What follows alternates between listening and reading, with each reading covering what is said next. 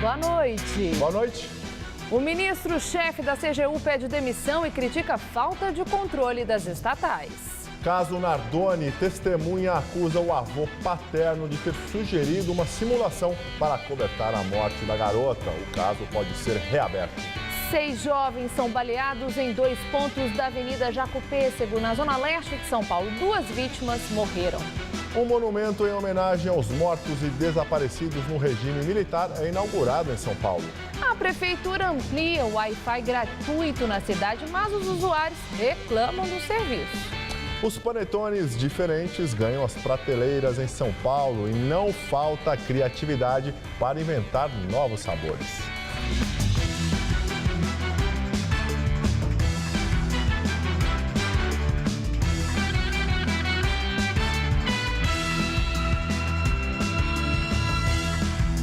Caso Isabela Nardoni. O Ministério Público deve ouvir nos próximos dias a funcionária do sistema prisional paulista que acusa o avô paterno da menina de ter sugerido a simulação de um acidente para acobertar a morte da garota em 2008. A denúncia foi veiculada ontem no programa Fantástico da TV Globo. Segundo a nova testemunha, Ana Carolina Jatobá assumiu ter batido na menina em uma discussão no carro do casal após eles terem saído de um supermercado. E após uma série de agressões de Alexandre Nardoni, a menina ficou inerte e eles teriam imaginado que ela já estava morta.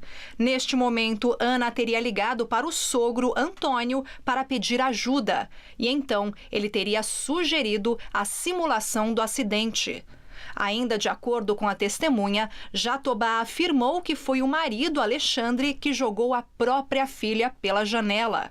Oficialmente, o casal Nardoni nunca assumiu a culpa pelo crime. O procurador de Justiça, Francisco Sembranelli, que foi promotor público nas investigações, acredita que o novo depoimento é convincente e poderá reabrir o caso. Ainda segundo a testemunha, a madrasta só não teria denunciado o sogro porque ele a mantém economicamente, além de seus 2 filhos, e lhe proporciona regalias dentro da cadeia. No julgamento em 2010, Ana Jatobá foi condenada a 26 anos de cadeia e Alexandre a 31 anos. Os 2 continuam presos. Ao Fantástico, Antônio Nardoni afirmou que jamais falou para Ana Jatobá simular um acidente e que lamenta a postura dessa testemunha. Segundo ele, a ajuda da nora na cadeia é um pedido do filho. Ele diz acreditar na inocência do casal. Na Zona Leste, a madrugada foi violenta. 6 jovens foram baleados em 2 pontos da Avenida Jacopêssego. 2 vítimas morreram na hora. 4 permanecem internadas. Segundo a polícia, nos 2 casos, criminosos passaram de carro atirando aleatoriamente nas vítimas. Ninguém foi preso e a polícia ainda não sabe a motivação dos crimes. O primeiro caso foi registrado 00:45 e o segundo 15 minutos depois. A polícia ainda investiga se os casos têm relação, pois, segundo testemunhas, os criminosos estavam em carros diferentes nas 2 ocorrências. Câmeras de segurança da região devem ajudar na investigação. Protestos na Califórnia ficam violentos. As manifestações pela morte de negros desarmados por policiais brancos se transformaram em atos de vandalismo. O vandalismo e a violência tomaram as ruas de Berkeley, no norte da Califórnia. Gangues aproveitaram o movimento antirracismo para arrebentar vidros e saquear lojas. Grupos de manifestantes ocuparam 2 viadutos perto de São Francisco. A polícia agiu para liberar a passagem dos veículos e realizou várias prisões. Os manifestantes disseram que foram disparadas balas de borracha, mas a polícia confirma apenas que usou gás lacrimogênio. Em Nova York, o movimento é pacífico. Ativistas voltaram a caminhar pela grande estação central. Um grupo entrou na loja de departamento Macy's e se misturou a turistas que faziam compras, mas sempre de forma pacífica, em alguns momentos em total silêncio. Pesquisa Datafolha mostra que a democracia é considerada o melhor regime para 66% dos entrevistados. O índice foi registrado entre os dias 2 e 3 de dezembro e é o maior índice de satisfação com o atual modelo desde 1989, quando a pesquisa começou a ser feita. Já 15% dos entrevistados afirmaram que não se importam se o regime é uma democracia ou uma ditadura, e 12% afirmaram que, em algumas circunstâncias, é melhor um regime ditatorial que democrático. 7% da amostra não souberam responder às perguntas. O levantamento entrevistou 2.896 pessoas em 173 municípios. A margem de erro da pesquisa é de 2 pontos percentuais para mais ou para menos. De saída do governo, o ministro-chefe da Controladoria Geral da União, Jorge Hage, afirmou que as estatais, sobretudo as de economia mista, como a Petrobras, precisam melhorar seus sistemas de controle interno com estruturas próprias e efetivas. No entanto, para o ministro, tais mudanças dependem de decisões políticas para serem implementadas. Hoje, Hage disse que apresentou sua carta de demissão à presidente Dilma Rousseff por não querer continuar em seu segundo mandato. Responsável pelo combate à corrupção na administração federal, Hage é um dos remanescentes do governo do ex-presidente Lula. Ele foi nomeado para a chefia da CGU em junho de 2006. E agora vamos ao comentário de política com Bob Fernandes.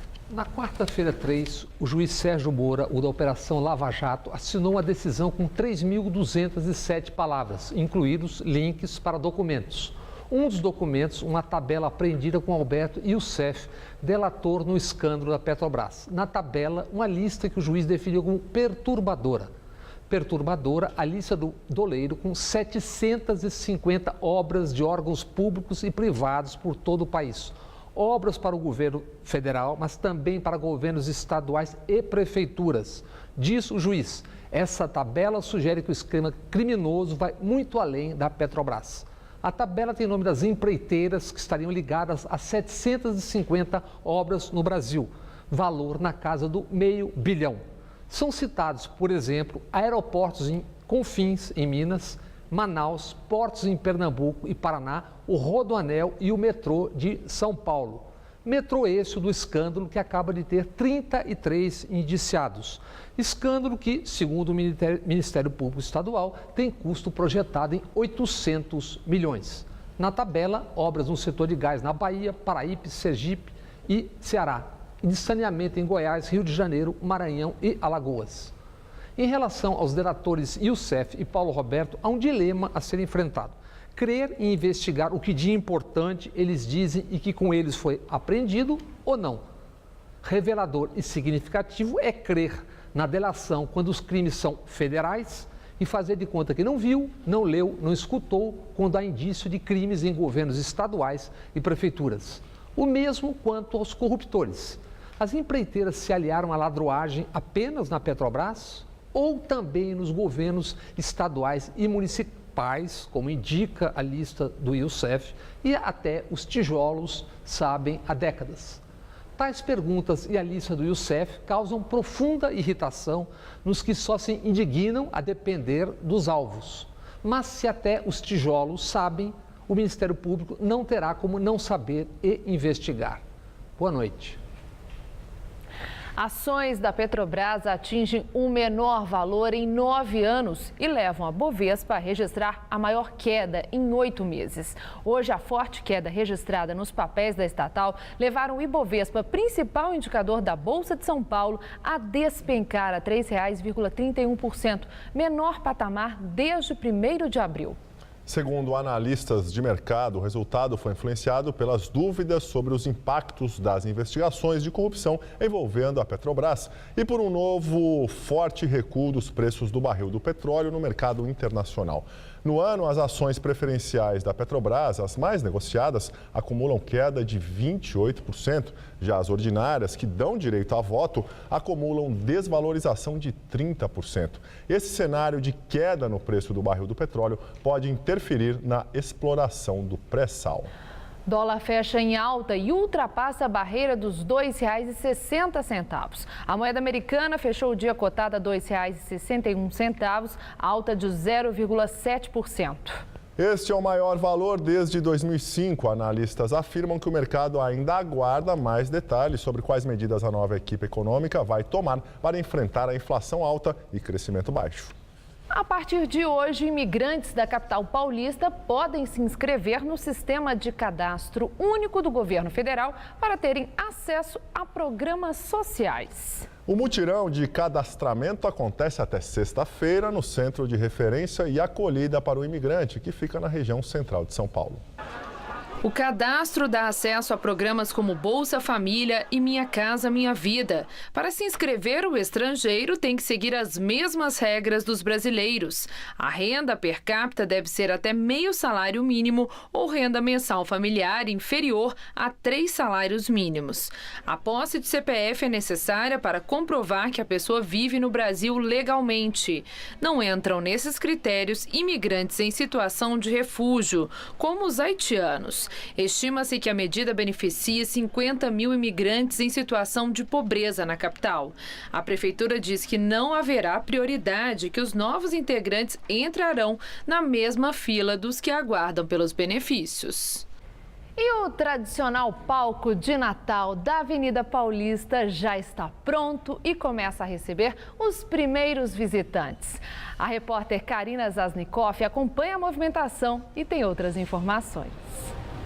Estela, olha, nem a chuva forte que caiu agora há pouco aqui na Paulista espantou os visitantes, viu? Já tem muita gente por aqui para conferir o palco do Natal Iluminado 2014 aqui da Avenida Paulista. O pessoal tirando foto, é um palco que, como no ano passado, não é possível subir para ficar bem pertinho, mas dá para chegar ali bem do lado para conferir um Papai Noel gigante. Esse Papai Noel também relembro do ano passado, mas do lado dele a novidade são essas caixas de presente que estão sendo iluminadas com painéis de LED que ficam trocando toda hora de cor, dá um charme a mais aí para o palco da Avenida Paulista, e a tradicional árvore de Natal ali atrás, cheinha de luzes. Daqui a pouquinho, quando o tempo escurecer, vai dar para ver melhor a beleza desse palco.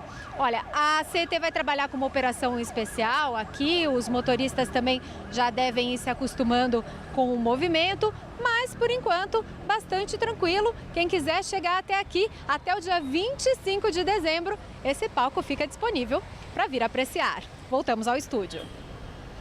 Muito obrigado, Karina. Seja tradicional, de chocolate, com goiabada ou doce de leite, o panetone é um dos protagonistas das festas de final de ano. Mas ele não é produzido somente nas grandes indústrias, não. As padarias e até cozinheiras que trabalham em casa também já estão correndo contra o tempo para abastecer os clientes. A padaria em Santo André, no ABC Paulista, não contrata funcionários para fazer os panetones. Mas todo ano um grupo de 24 pessoas, responsável pela confeitaria, é remanejado e se dedica exclusivamente à produção deles. Os produtos começaram a ser feitos há 2 semanas e o trabalho se intensifica à medida em que o Natal se aproxima.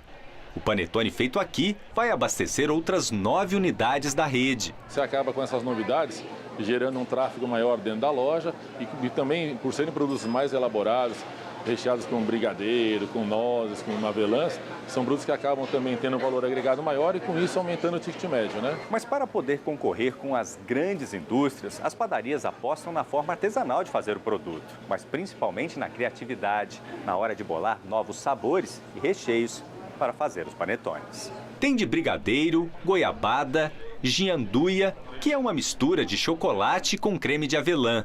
Um dos mais procurados é o de bem casado, recheado com doce de leite.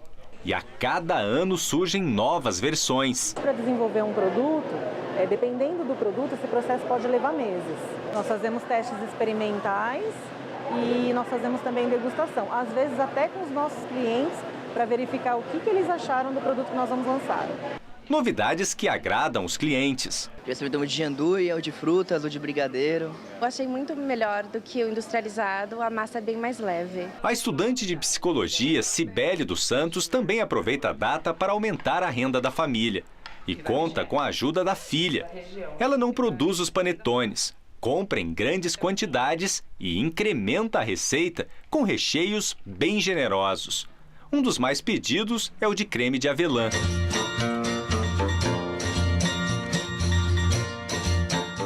A ideia surgiu há 5 anos, quando o marido perdeu o emprego. E aí eu vi essa receita de panetone na internet, no YouTube mesmo, panetone trufado. E aí eu comecei a pesquisar, falei, vou tentar fazer alguma coisa nesse sentido. Aí comprei as primeiras unidades de panetone e comecei a trufar. Aí vendi para uma amiga, depois falou para outra, que contou para outra, aí o boca a boca começou a passar de uma para outra e acabei conseguindo uma renda legal. Os preços variam de R$ 35 a R$ 40 o quilo, dependendo dos ingredientes usados. Para finalizar, Cibele capricha na embalagem. E o resultado são panetones suculentos, que já seduziram toda a vizinhança em Mauá. Tem que ter qualidade, né? Em primeiro lugar, tem que ter uma quantidade legal de recheio, bem generoso. A embalagem também chama bastante, o impacto visual, na verdade, é o primeiro. Assim que bate o olho, nossa, é lindo, é um presente. Quem compra uma vez, compra sempre.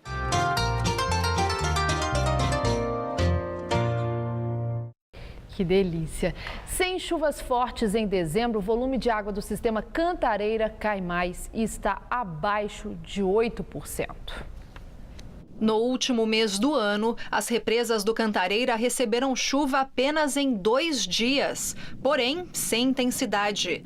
Nesta segunda-feira, opera pela primeira vez com índice abaixo dos 8% após ter começado em novembro a usar a segunda cota do volume morto. Hoje, o nível do reservatório é de 7,8%. Ontem era de 8%. O mesmo acontece no sistema Alto Tietê, que opera com índices críticos. Nesta segunda, o nível é de apenas 4,7%. Já o Guarapiranga tem 31,8%. Ainda é primavera, mas a semana já começou com a cara do verão. O dia hoje foi de muito calor, sol e chuvas isoladas em todo o estado de São Paulo. Para esta terça-feira, há mais chuva prevista, inclusive para as regiões dos reservatórios paulistas. Vamos aos detalhes da previsão com Mariana Armentano. O ar quente e úmido vai predominar sobre todo o país essa semana. Nesta terça-feira, áreas de instabilidade associadas ao ar quente e úmido provocam fortes pancadas de chuva sobre o centro-oeste, sudeste e sul do país. Da região norte ao estado do Piauí, o tempo continua abafado e chove forte a partir da tarde. No litoral do Nordeste, chuvinha fraca e tempo firme no interior da região. A máxima amanhã não vai passar dos 24 graus em Brasília, mas chega aos 29 em Curitiba, 32 em Porto Alegre e aos 35 graus no Rio de Janeiro. Para o estado de São Paulo, o calorão diminui um pouco, mas ainda assim fica bem abafado. Amanhã, há expectativa de chuva forte em todas as regiões. No norte e oeste paulistas, chove a qualquer hora. Mesmo assim, vai fazer 32 graus em Presidente Bernardes e em Votuporanga, 31 graus na cidade de Araraquara. Já nas faixas sul e leste, o dia até começa com sol, mas chove a partir da tarde. No litoral, amanhã, calorão de 32 graus. Vamos agora às temperaturas aqui para a capital. Nessa madrugada, mínima de 20, mas durante a tarde a máxima chega aos 28 graus.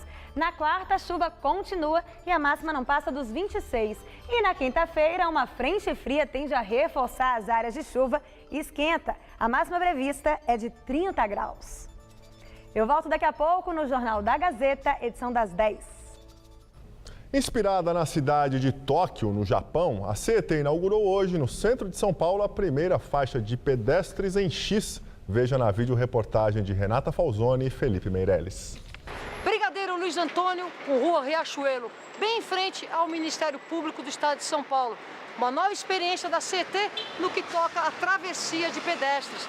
Cruzamento em X. É um projeto piloto que nós consideramos importante testar na cidade porque ele representa um ganho de tempo, pode representar uma maior segurança para o pedestre e reduz o caminhamento do pedestre em cruzamentos complexos. Ele deixa de ter que esperar 2 ciclos semafóricos para fazer sua travessia. Segundo dados, somente na hora do almoço são 1.700 pedestres por hora aqui neste cruzamento. Mesmo assim, o tempo para quem vai a pé é de 20 segundos contra 1 minuto e meio para quem vem de carro. Eu gostei, achei bem bolado, né? A reta é a menor distância de 2 pontos, né? Perfeito, né? Ajuda muito, né? Ficou bom o cruzamento, mas o tempo ainda é curto para as pessoas de necessidade precisa de um tempinho maior. A gente sempre deixa o carro ali embaixo, então sempre a gente atravessa por aqui. Olha, eu achei interessante, vamos ver se vai dar certo, né?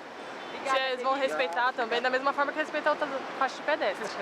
Se funcionar assim, eles respeitar o farol também, como nós respeitar, vai dar certo. O pedestre, ele fica muito incomodado de ter que ficar esperando no semáforo. Nós aumentamos, inclusive, 5 segundos a mais para ele. E nós vamos ampliar isso para o restante da cidade, principalmente onde tem uma travessia grande de pessoas. Como o pedestre está usando a sua própria energia para caminhar, ele deve ter o privilégio na programação dos tempos e no uso do espaço da cidade. Então, o motorista pode esperar um pouquinho mais. Estátua de Tom Jobim é inaugurada em Ipanema, no Rio de Janeiro. O monumento em bronze em homenagem ao cantor e compositor Tom Jobim foi inaugurado hoje na Orla de Ipanema, exatamente 20 anos após sua morte. Familiares, amigos e admiradores do músico estiveram presentes ao evento. A obra mostra um Tom jovem caminhando em direção ao Leblon com um violão no ombro. A escultora Cristina Mota disse que se baseou em uma foto em que Tom estava com Vinícius de Moraes. Fiz uma pesquisa e como ele vinha para Ipanema, eu achei que podia, dei com ele e o Vinícius andando no Cerrado na inauguração de Brasília, que é uma foto até conhecida. Monumento em homenagem aos mortos e desaparecidos do regime militar é inaugurado hoje em São Paulo. A obra fica no Parque do Ibirapuera. Membros da Comissão Nacional da Verdade, da Secretaria de Direitos Humanos e familiares de mortos e desaparecidos políticos do período da ditadura militar se reuniram nesta tarde para a inauguração do monumento. A obra é do arquiteto Ricardo Otaki. 50 anos se passaram desde o golpe militar de 64, quando se interrompeu a trajetória da construção de um projeto para o país. Agora, 30 anos após a redemocratização, estamos iniciando a revisão da história mal conhecida desse período. A ministra-chefe da Secretaria Especial de Direitos Humanos da Presidência aproveitou o discurso para criticar as últimas manifestações a favor da volta da ditadura militar. Infelizmente, na sociedade brasileira, nós temos as pessoas que advogam e defendem o autoritarismo, né, o comando rígido, né, centralizado, sem as liberdades democráticas.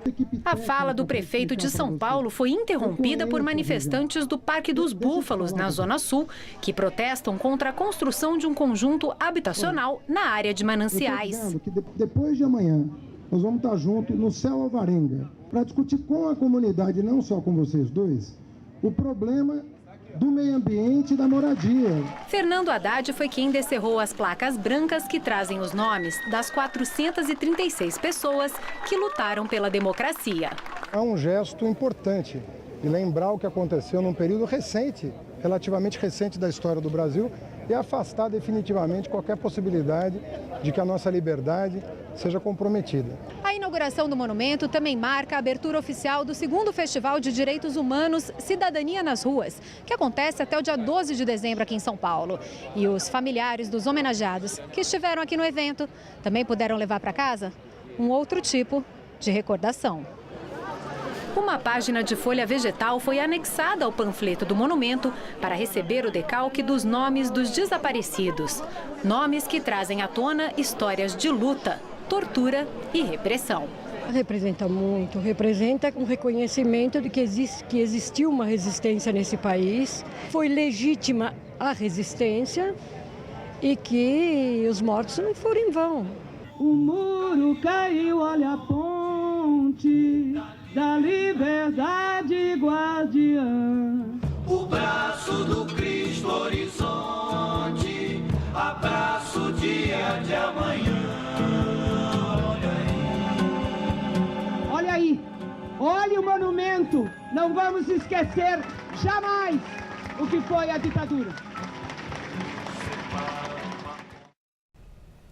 Receita Federal liberou hoje a consulta ao 7º e último lote do Imposto de Renda à Pessoa Física de 2014, além de lotes residuais de anos anteriores. Para saber se está neste lote, basta acessar o site da Receita ou ligar no telefone 146. O depósito das restituições será feito no dia 15 de dezembro, próxima segunda-feira, viu? Quem declarou e não está nos 7 lotes está automaticamente na malha fina, ou seja, teve sua declaração retida para verificação de eventuais pendências ou omissões. Um grande incêndio em um prédio em construção no centro de Los Angeles, na Califórnia, nos Estados Unidos, provocou o fechamento de vias expressas. A visão do incêndio assustadora fez com que os motoristas tentassem escapar de ré. As vias expressas ficaram fechadas por várias horas. O incêndio começou durante a madrugada. A construção teria 7 andares de apartamentos e ocupava um quarteirão inteiro. Cerca de 250 bombeiros foram acionados. Partes da estrutura do prédio caíram sobre a via. O fogo era tão intenso que janelas de prédios vizinhos estouraram e sinais de trânsito das vias expressas chegaram a derreter. Não há registro de vítimas. As causas do incêndio ainda não são conhecidas. Os bombeiros combateram 2 outros incêndios em Los Angeles hoje, mas não se sabe se eles estariam relacionados. E um boletim médico divulgado agora há pouco pelo Hospital Albert Einstein informa que Pelé terá alta amanhã de manhã. Ele está internado no hospital desde o dia 24 de novembro com um quadro de infecção e chegou a ficar internado na UTI, tendo que fazer hemodiálise. Casal real britânico William e Kate realiza a primeira visita oficial aos Estados Unidos. O duque e a duquesa de Cambridge chegaram ontem a Nova York para visita de 3 dias. Hoje, Kate foi ao bairro do Harlem para visitar um centro para o desenvolvimento infantil que oferece serviços de saúde e de educação para famílias em vizinhanças de alto risco. William esteve na capital Washington. O encontro com o presidente Barack Obama no Salão Oval da Casa Branca durou cerca de 20 minutos. Eles falaram sobre filhos e sobre a causa de proteção de vida selvagem que William defende. No Banco Mundial, o príncipe discursou numa conferência sobre tráfico ilegal de marfim e outros contrabandos envolvendo animais. Agora à noite, o casal real vai ao Brooklyn para ver um jogo de basquete da NBA entre o Brooklyn Nets e o Cleveland Cavaliers. Amanhã eles vão ao Monumento e ao Museu do 11 de Setembro e encerram a visita com um jantar beneficente no Museu de Arte Metropolitan.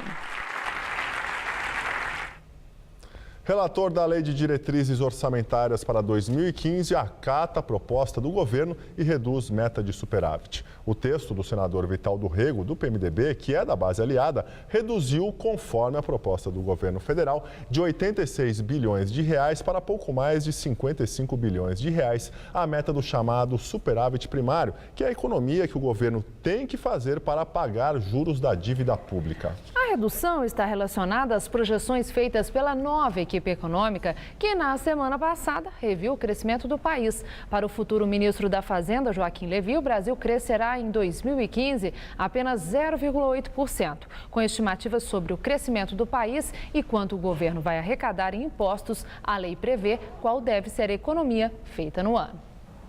E voltamos a falar do palco de Natal aqui da Avenida Paulista. A CET montou um esquema especial de trânsito para facilitar a visitação. A repórter Karina Zazinkoff tem outras informações. Karina? Gabriel, exatamente. Olha, a via aqui, toda a extensão da Avenida Paulista já está sendo monitorada pela CET, principalmente no horário das 6 da tarde até a 1 da madrugada. Isso para facilitar o acesso aqui aos motoristas, as pessoas que vêm visitar este palco que fica até o dia 25. Olha, é importante notar que em algumas ruas, como na Alameda Santos, entre a Rua Consolação e a Brigadeiro, o estacionamento de veículos vai estar proibido em toda a extensão da via, das 7 até as 11 da noite. Também na rua Cincinato Braga, no lado ímpar, e na rua São Carlos do Pinhal, também lado ímpar, em 2 trechos ali, entre a Joaquim Eugênio de Lima e a Brigadeiro Luiz Antônio, e também entre as ruas Pamplona e Itapeva, os carros não poderão estacionar e nem parar em nenhum momento do dia, inclusive aos domingos, que é um dia em que é possível estacionar, mas durante essa visita não será permitido. A Prefeitura indica o transporte público público para quem quer chegar aqui até a Avenida Paulista. As linhas 2 verde e 4 amarela do metrô atendem aqui a região e as melhores estações para quem quer vir para cá são a Paulista, Consolação, Trianon, MASP e Brigadeiro. A SP Trans também anunciou um sistema de transporte coletivo diferenciado. As 22 linhas dos ônibus que atendem aqui a região vão ficar alertas aos bloqueios que a CET diz que podem acontecer no caso de muita gente circulando aqui na região. Nesse caso, os ônibus que atendem aqui a região, são 21 linhas, vão fazer um trajeto alternativo. Portanto, para quem quiser visitar esse palco que está super iluminado, com painéis de LED e com todo o diferencial aqui do Natal Iluminado 2014, não vai encontrar problemas para chegar aqui até a região. Voltamos ao estúdio. A seguir, a Prefeitura de São Paulo aumenta a oferta de Wi-Fi gratuito pela cidade, mas usuários ainda reclamam. E a destruição nas Filipinas. Tufão atinge várias ilhas e mata pelo menos 20 pessoas.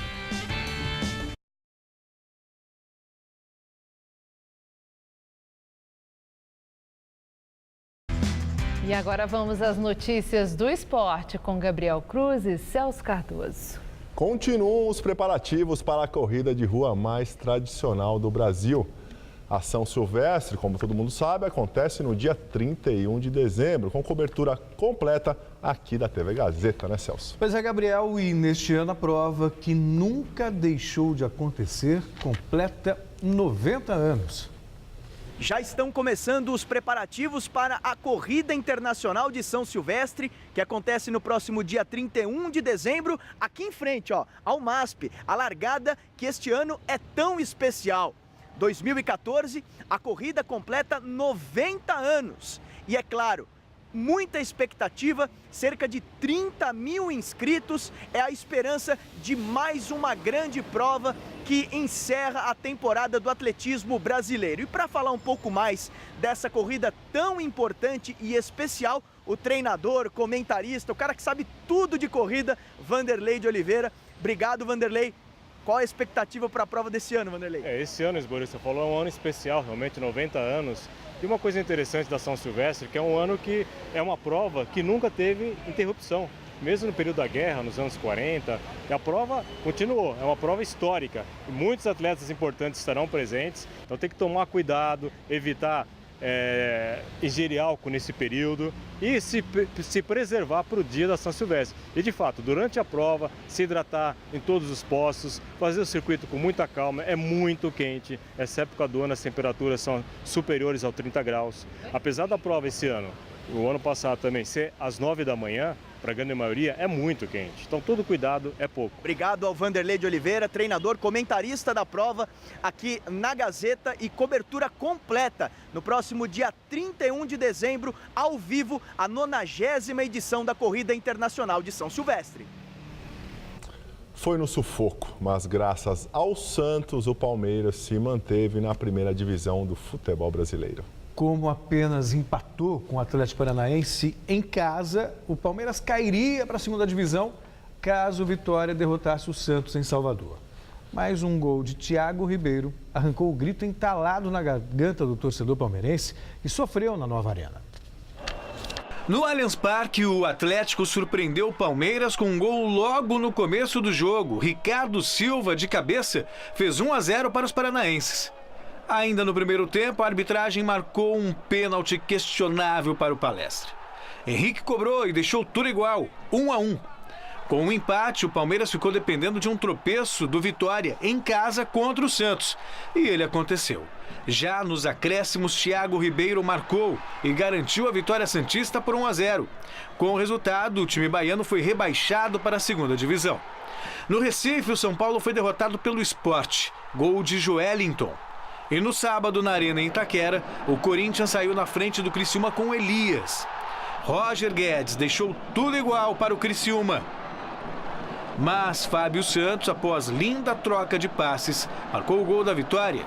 2-1 Corinthians. Apesar do resultado, o Timão terminou o campeonato em 4º lugar e terá que disputar a primeira fase eliminatória da Libertadores da América em 2015. O Celso, a torcida do Palmeiras gritou de alívio, né? Mas não tem nada para comemorar, né? Não, curiosamente, ela apoiou durante todo o jogo, nem poderia ser diferente. E aí, quando saiu o gol do Santos, veio aquele alívio e, ao mesmo tempo, uma raiva danada. Então, muitos começaram a gritar, xingar o time, chamar de time sem vergonha, aquela coisa toda. O Palmeiras fez um papelão, essa que é a realidade. Nos últimos 6 jogos, perdeu 5 e empatou 1. E se não fosse o Santos, teria caído para a segunda divisão mais uma vez. E o Cruzeiro fechou o campeonato com mais uma vitória no Mineirão, em Belo Horizonte. Na festa do título, o time mineiro não deu chances ao Fluminense. Terminou o campeonato com recorde de pontos desde que foi criado o sistema por pontos corridos. Vamos aos gols dos outros jogos da rodada, começando pela vitória que deixou o Internacional na fase de grupos da próxima edição da Libertadores América. Em Florianópolis, o Figueirense saiu na frente do Internacional com o Pablo logo no início do segundo tempo. Mas o time gaúcho foi para cima e conseguiu o empate a 4 minutos do final com o Rafael Moura, 1-1. E aos 50 minutos, acreditem, veio a virada com o Wellington Silva. O gol que o Inter precisava para entrar na fase de grupos da Libertadores. 2-1. O Grêmio recebeu o Flamengo em Porto Alegre e viu o time carioca abrir o placar com Luiz Antônio aos 36 do primeiro tempo. Mas já na etapa final, os gaúchos chegaram ao empate com o Luan e ficou nisso, 1-1. O Goiás fechou o Brasileirão com uma ótima vitória sobre a Chapecoense. Eric fez 1-0. A Buda deixou tudo igual para a equipe catarinense. O Wellington Júnior, no final do primeiro tempo, deixou o Goiás de novo em vantagem. Na segunda etapa, mais 3 gols. Davi marcou o terceiro do time goiano. Bruno Rangel, de pênalti, descontou para a Chapecoense. E Eric apareceu novamente para fazer o quarto e definir o jogo. Final 4-2 Goiás.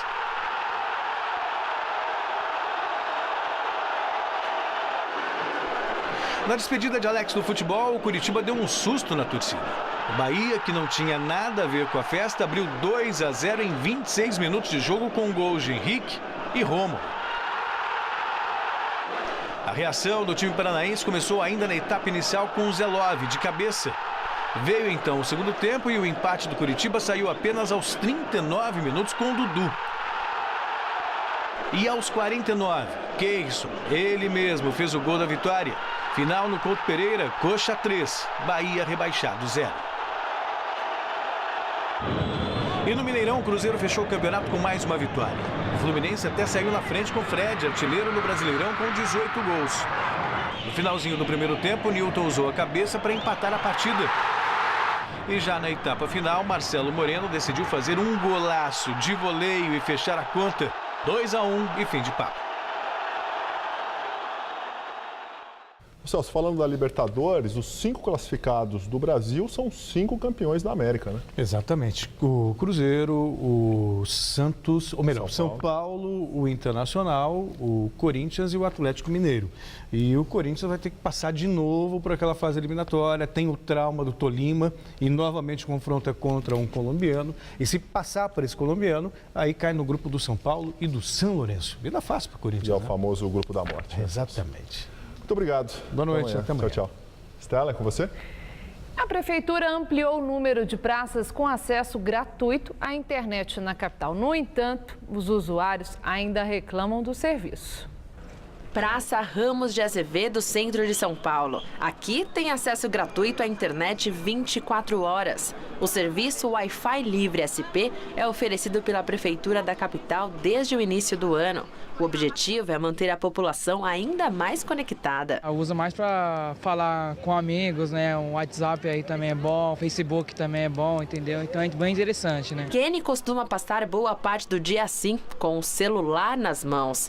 Próximo ao transmissor do sinal, a internet é bem rápida, mas é só afastar um pouco para perceber a diferença. O sinal chega, mas a internet não funciona. Bom, não é, né? A gente tá vendo um vídeo, ou tá numa conversa e acaba no meio do caminho, entendeu? A gente tem que ficar parado, dando mais brecha com o celular e tudo mais. Difícil.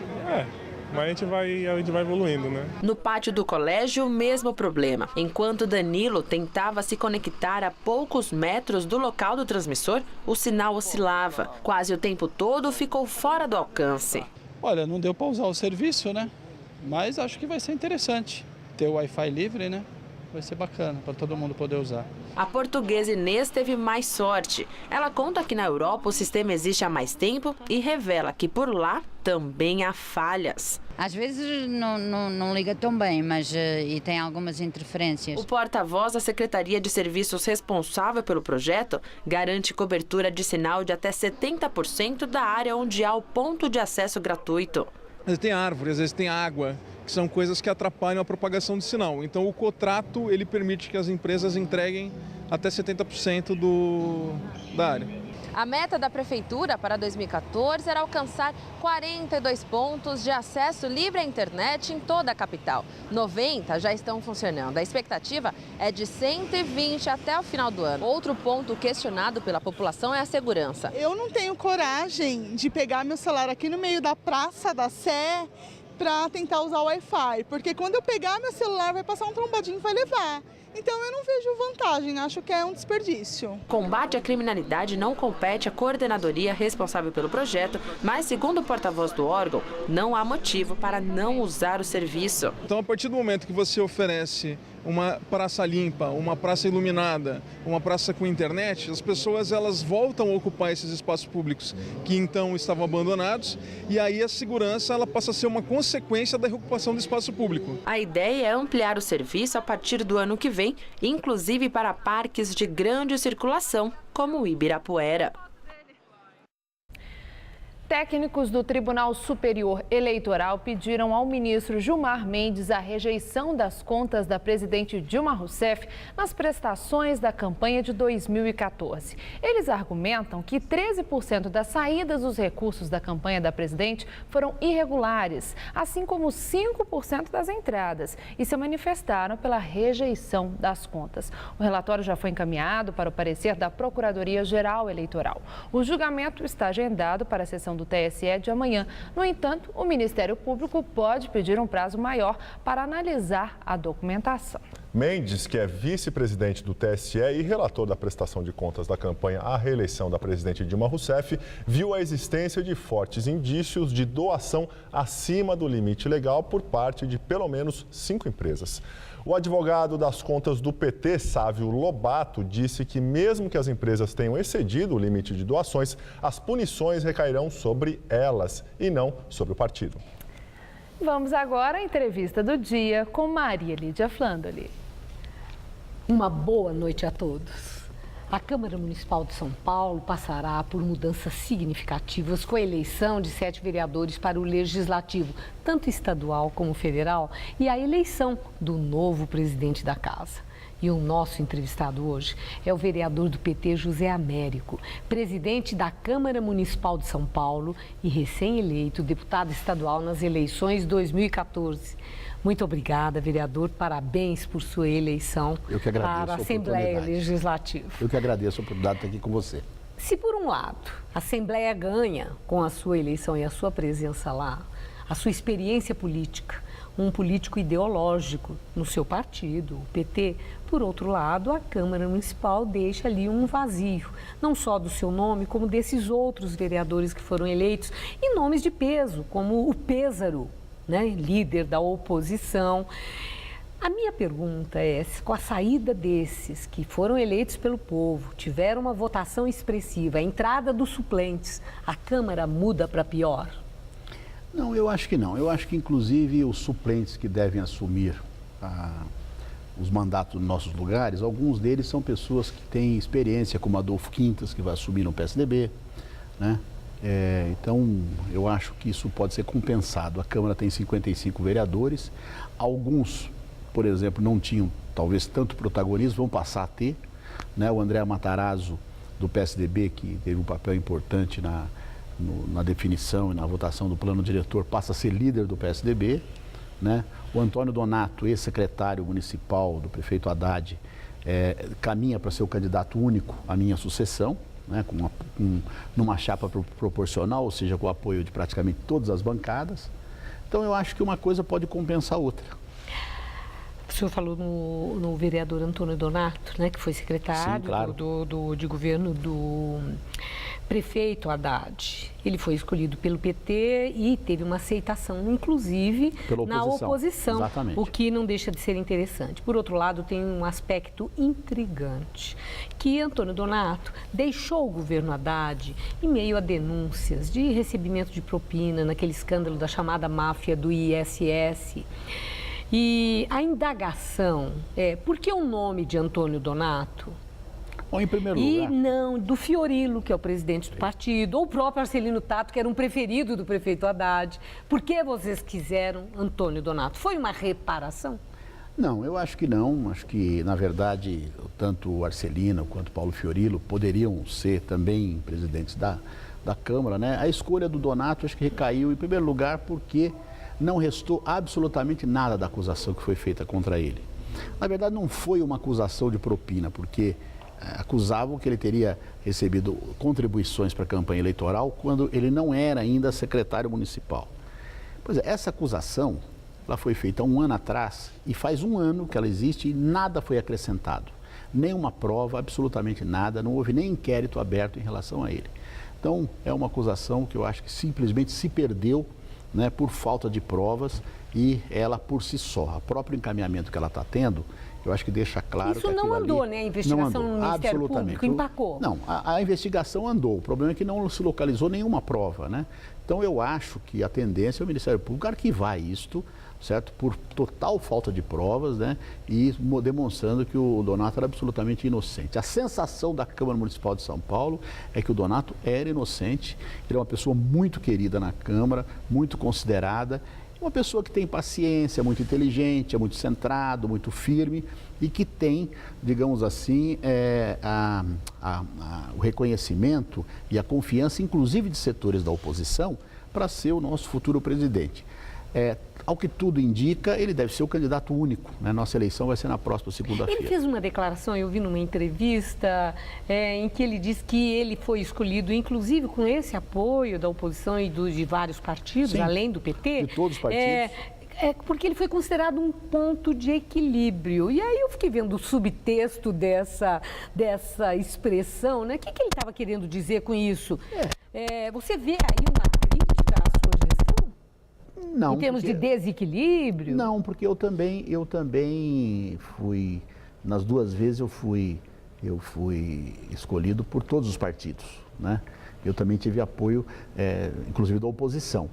Eu acho que é um ponto de equilíbrio, por quê? Porque nós fomos buscando um candidato que conseguisse essa mesma possibilidade de juntar todo mundo. Você sabe que pela tradição da Câmara, isso ocorreu poucas vezes, desde que o João Ramalho foi o nosso primeiro presidente, quase 500 anos atrás.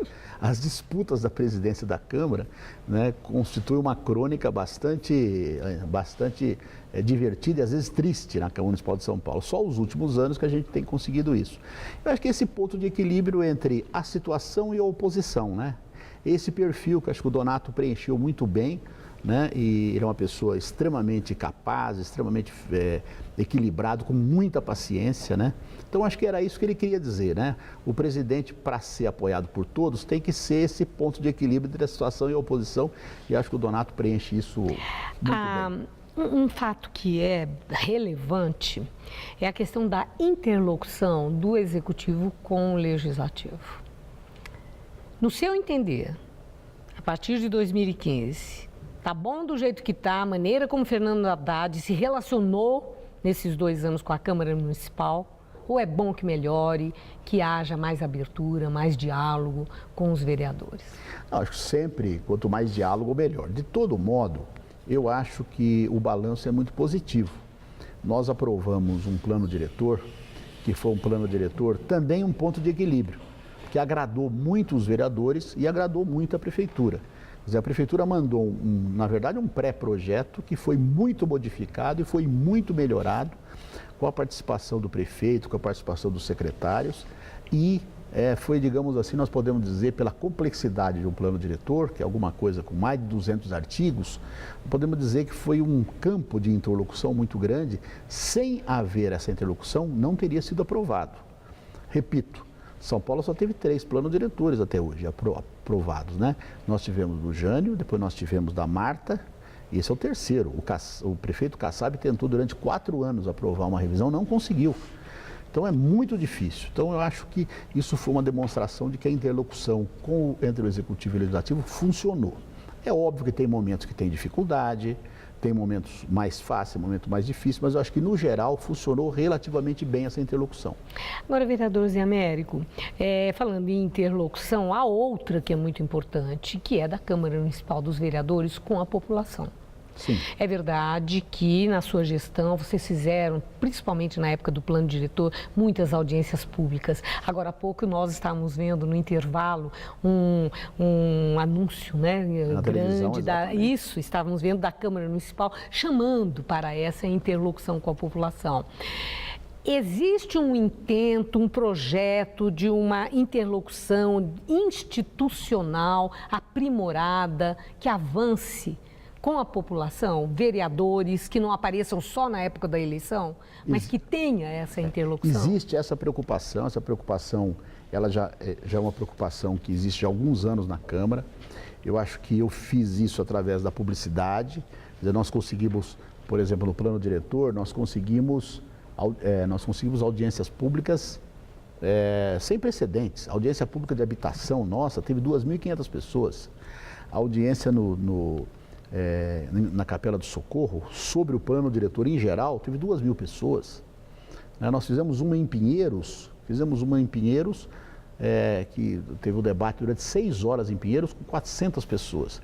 Então, esse tipo de coisa veio de um investimento muito grande por parte dos vereadores, mas é uma coisa que deve ser continuada pelo Donato, e ele, inclusive, tem uma proposta que eu acho muito ousada e muito boa de realizar sessões da Câmara nos bairros.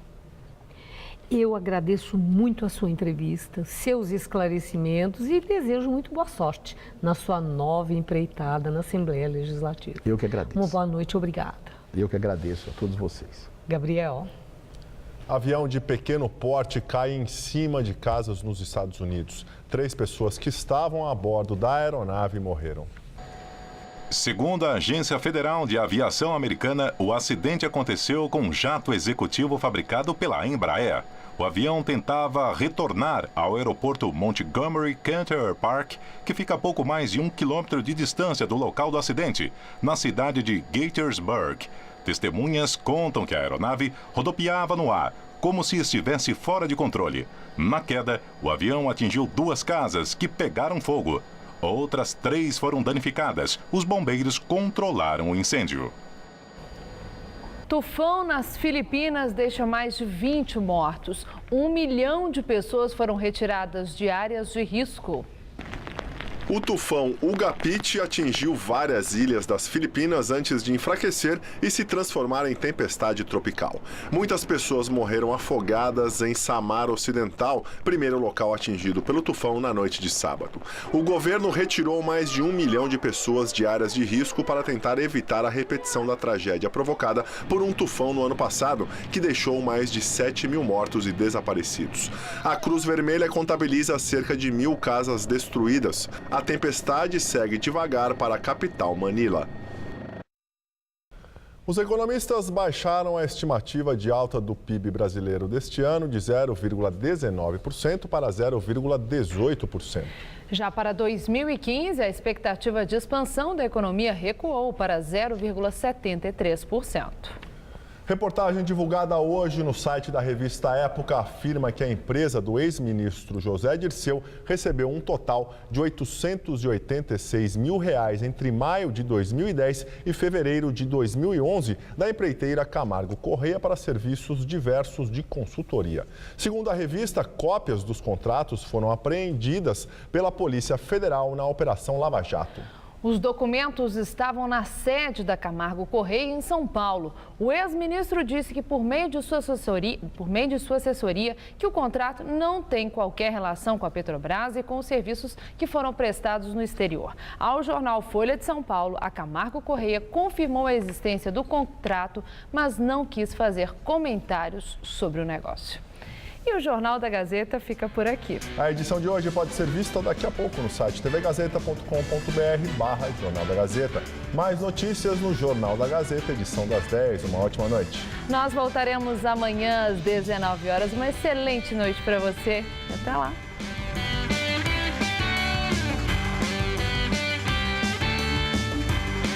No aniversário da Avenida Paulista, descubra suas principais curiosidades no Todo Seu.